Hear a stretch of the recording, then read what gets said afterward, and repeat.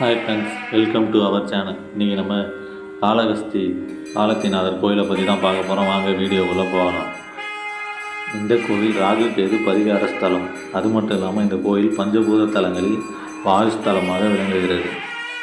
இந்த கோவிலோட வரலாற்றை கேட்கும்போது இப்படியும் ஒரு பக்தி இருக்க முடியுமா என வியப்பில் ஆழ்த்துகிறது. இந்த கோவில் தென்னாட்டின் கைலாயம் என அழைக்கப்படுகிறது.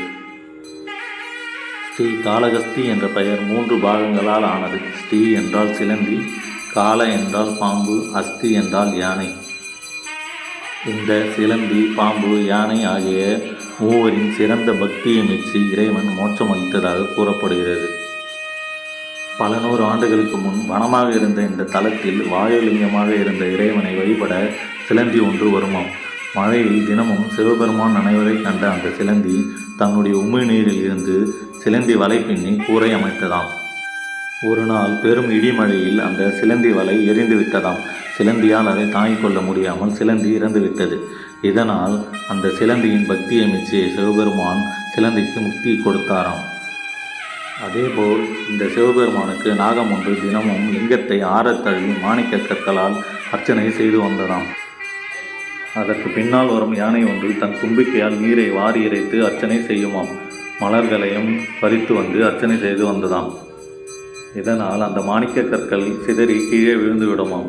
தொடர்ந்து இதுபோல் நடந்து கொண்டிருக்க அந்த நாகத்திற்கு சந்தேகம் வந்ததாம். யானை இதுபோல் செய்வதை அந்த நாகம் ஒரு நாள் பார்த்து விட்டது. இதனால் கோபமுற்ற நாகம் அந்த யானையின் தும்பிக்கையில் உள்ளே சென்று யானையை மூச்சடைக்க செய்தது. இதனால் திணறிய யானை பாறையில் தன் தும்பிக்கையால் மோதி மோதி யானை மற்றும் பாம்பு இரண்டும் இறந்து போனதாம். பாம்பு மற்றும் யானையின் பக்தியை மெச்சிய சிவபெருமான் இவர்களுக்கும் முக்தி கொடுத்ததாக தலப்புராணம் கூறுகிறது. இந்த தலத்தில் இருக்கும் இறைவனின் உருவத்தில் கீழே சிலந்தியும் இடையில் 2 தந்தங்களும் மேலே நாகமும் கொண்டிருப்பது குறிப்பிடத்தக்கது. இந்த தலத்தில் மற்றொரு வரலாறும் கூறப்படுகிறது. அதாவது அந்தணர் ஒருவர் தினமும் இந்த லிங்கத்திற்கு பூஜை செய்து வந்தாராம். அதே நேரத்தில் அந்த காட்டில் இருந்த திண்ணன் என்ற வேடன் ஒருவன் இறைவனுக்கு பூஜை செய்ய விரும்பினானாம். அதற்காக அந்த வேடன் அருகிலிருந்த சொர்ணமொழி ஆற்றிலிருந்து தன் வாயில் தண்ணீர் கொண்டு வந்து இறைவனுக்கு அபிஷேகம் செய்து தான் வேட்டையாடி வைத்திருந்த இறைச்சியை தினமும் இறைவனுக்கு படைத்து வந்தானாம். இதை தினமும் தவறாமல் அந்த வேடன் செய்து வந்தானாம். இறைச்சி வைத்து படைக்கப்பட்டிருப்பதை பார்த்த அந்த அந்தனர் இதை யார் செய்கிறார் என்பதை பார்ப்பதற்காக ஒரு மரத்தின் பின்னால் மறைந்திருந்து பார்த்தாராம். மரத்தின் பின்னால் மறைந்திருந்த அந்தனருக்கு அதிர்ச்சி காத்திருந்தது. வேடன் இறைவனுக்கு அபிஷேகம் செய்து கொண்டிருந்த போது இறைவனின் ஒரு கண்ணில் இருந்து ரத்தம் பெருக்கெடுத்து வந்தது. இதை பார்த்து பதறிய அந்த வேடன் எவ்வளவு முயற்சித்தும் ரத்தம் நிற்காததை கண்ட வேடன் தன் ஒரு கண்ணை பெயர்த்து இறைவனுக்கு வைத்து விட்டான். உடனே ரத்தம் நின்று விட்டது. உடனே சிறிது நேரத்தில் மறு கண்ணில் இருந்து ரத்தம் பெருக்கெடுத்தது. இதை கண்ட வேடன் தன் இன்னொரு கண்ணை பெயர்த்து இறைவனுக்கு வைக்க முடிவு செய்தான்.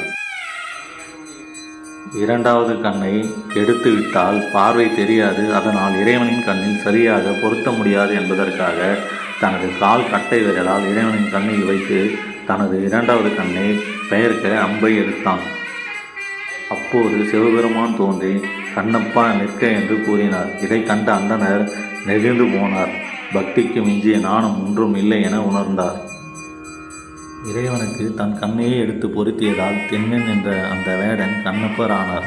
சைவ கடவுளான சிவபெருமானுக்கு இறைச்சியை வைத்து படைத்தாலும் அந்த வேடனின் பக்தியை ஏற்ற காரணத்தினால் கண்ணப்பருக்கு அருள் புரிந்தார் சிவபெருமான். இந்த கோவிலை புகழ்பெற்ற மன்னர்களுள் ஒருவரும் தஞ்சை பெரிய கோவில் கட்டிய ராஜராஜ சோழனின் மகனமான தென்னிந்தியாவின் புகழ்பெற்ற மன்னர்களுள் ஒருவரான ராஜேந்திர சோழன் கட்டிய கோவில் என கூறப்படுகிறது. காளகஸ்தி என்கிற பெயரை கேட்டவுடன் நமக்கு நினைவிற்கு வருவது ராகு கேது பரிகார பூஜை செய்யும் தலமாகும் என்பதுதான். திருமணை தட நீங்க தினந்தோறும் பல்லாயிரக்கணக்கான பக்தர்கள் இங்கு ராகு கேது பரிகார பூஜை செய்து வருகின்றார்கள்.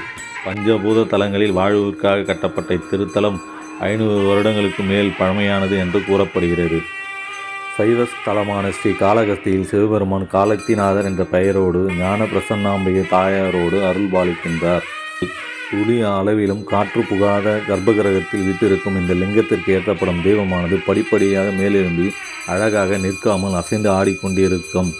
காற்றே இல்லாத இடத்தில் தீபம் மட்டும் அசைந்து ஆடுவது வியப்புக்குரியது என்று கூறுகிறார்கள்.